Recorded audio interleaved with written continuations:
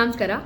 ಸುದ್ದಿ ಕೇಳೇ ಇರಬೇಕು ನೀವೆಲ್ಲ. ಸುನಿತಾ ವಿಲಿಯಮ್ಸ್ ಅವರು ವಾಪಸ್ ಬಂದಿದ್ದಾರೆ ಬಾಹ್ಯಾಕಾಶದಿಂದ. ಬರೋಬ್ಬರಿ 9 ತಿಂಗಳ ಕಾಲ ಬಾಹ್ಯಾಕಾಶದಲ್ಲಿ ಸಮಯವನ್ನು ಕಳೆದು ವಾಪಸ್ ಬರೋದೇ ಇಲ್ವೇನೋ ಅನ್ನುವಂತಹ ಒಂದಷ್ಟು ಸನ್ನಿವೇಶಗಳು ಉಂಟಾಗಿದ್ರು. ವಾಪಸ್ ಬಂದಿದ್ದಾರೆ.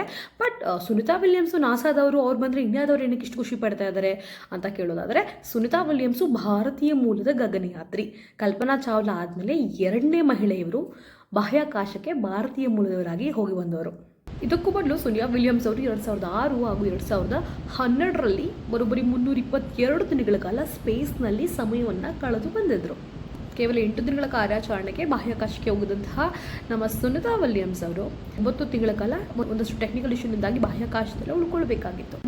ಹಲವಾರು ದಾಖಲೆಗಳನ್ನೇನೋ ಮುರಿದು ಬುಚ್ ವಿಲ್ಮೋರ್ ರೇಂಜ್ ಜೊತೆಲಿದ್ರು. ಅವ್ರ ಜೊತೆಗೆ ಬಾಹ್ಯಾಕಾಶದ ಒಂದು ಸ್ಟೇಷನ್ ಏನಿತ್ತು ಅಲ್ಲಿಂದ ಭೂಮಿಗೆ ಬಂದು ತಲುಪಿದ್ದಾರೆ. ಸದ್ಯಕ್ಕೆ ಅವ್ರನ್ನ ನಾಸಾದ ಹಾಸ್ಪಿಟಲ್ಗೆ ಶಿಫ್ಟ್ ಮಾಡಿದ್ದಾರೆ. ಯಾಕಂತಂದರೆ ಬಾಹ್ಯಾಕಾಶದಲ್ಲಿ ಅವರ ಆರೋಗ್ಯದ ಏರಿಳಿತಗಳೇನಿರುತ್ತೆ ಅದು ಭೂಮಿಯಲ್ಲಿರುವಂತಹ ಜನರಿಗೆ ಹೊಂದ್ಕೊಳ್ಳೋಕ್ಕೆ ಸಮಯ ಬೇಕಾಗ್ತದೆ. ಅದರಿಂದ so that is the reason ಒಂದು ಭಾರತೀಯ ಮಹಿಳೆ ಬಾಹ್ಯಾಕಾಶವನ್ನು ಟ್ರಾವೆಲ್ ಮಾಡಿದರೆ ಅನ್ನೋ ಒಂದೇ ಒಂದು ಉದ್ದೇಶಕ್ಕೆ ಬಹಳಷ್ಟು ಭಾರತೀಯರಲ್ಲಿ ಆ ಒಂದು ಇಮೋಷನ್ ಇದ್ದೇ ಇರುತ್ತೆ.